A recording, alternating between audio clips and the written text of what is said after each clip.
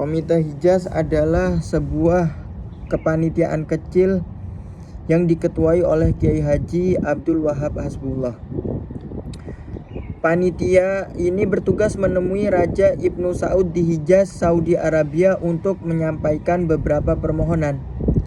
Sejak Ibnu Saud, Raja Najd yang beraliran Wahabi menaklukkan Hijaz, Mekah dan Madinah tahun 1924 sampai 1925, aliran Wahabi sangat dominan di tanah haram. Kelompok Islam lain dilarang mengajarkan mazhabnya. Bahkan tidak sedikit pun para ulama yang dibunuh. Saat itu terjadi eksodus besar-besaran para ulama dari seluruh dunia yang berkumpul di Haramain. Mereka pindah atau pulang ke negara masing-masing, termasuk para santri asal Indonesia, dengan alasan untuk menjaga kemurnian agama dari musyrik dan bid'ah.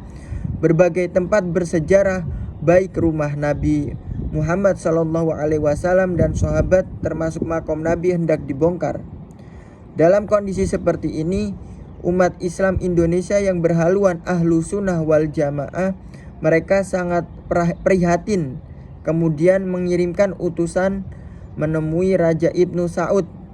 Utusan inilah yang kemudian disebut dengan Komite Hijaz. Hubungan antara pesantren dan Nahdlatul Ulama sangat erat dan tidak bisa dipisahkan. Bahkan NU sendiri lahir dari lingkungan pondok pesantren. NU didirikan pada tahun 1926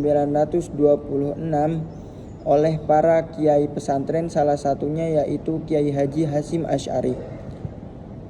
Sejak awal, pesantren menjadi basis kultural dan ideologis NU karena masyarakat pesantren tradisional di Indonesia menganut aliran Islam Ahlu Sunnah wal Jamaah. Tasawuf ala Imam Al-Ghazali, bermadhab Syafi'i, dan berakidah Asy'ariyah dan Maturidiyah. Semua ini merupakan ciri khas keislaman yang diperjuangkan NU. Pondok pesantren juga menjadi pusat pendidikan kader ulama NU dan pelestari tradisi Islam Nusantara seperti tahlilan, manakiban, dan haul.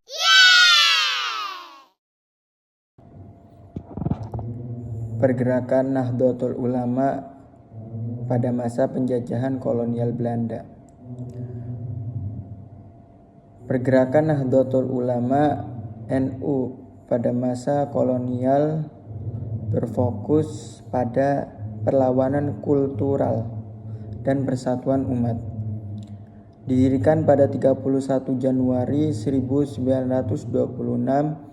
oleh Kiai Haji Hasyim Asy'ari, organisasi ini menolak kebijakan yang merugikan Islam. NU melawan melalui fatwa, pendidikan, dan menjaga tradisi lokal. Berikut merupakan bentuk perlawanan NU terhadap kolonial Belanda. Yang pertama yaitu menolak bekerja sama.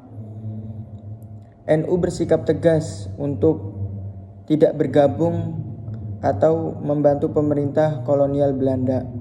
Kedua, boikot kapal haji. Kiai Haji Hasyim Asy'ari mengeluarkan fatwa haram naik kapal milik kolonial Belanda untuk berhaji.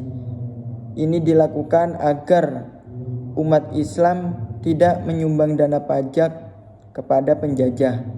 Terus yang ketiga, menguatkan pendidikan. NU mendirikan banyak madrasah pesantren. Tujuannya adalah mendidik generasi muda agar memiliki semangat cinta tanah air, hubbul waton, dan tidak mudah dipecah oleh Belanda. Perjuangan ini menjadi pondasi bagi para ulama dan santri untuk membela kemerdekaan Indonesia dari penjajah.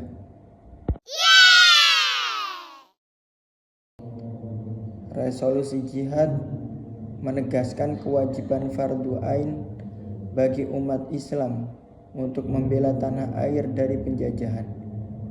Seruan ini membangkitkan semangat santri, pemuda, dan masyarakat untuk mempertahankan kemerdekaan. Dalam waktu singkat, fatwa itu menjadi sumber inspirasi yang melahirkan berbagai laskar perjuangan seperti Hizbullah dan Sabilillah yang banyak beranggotakan santri dan masyarakat pesantren.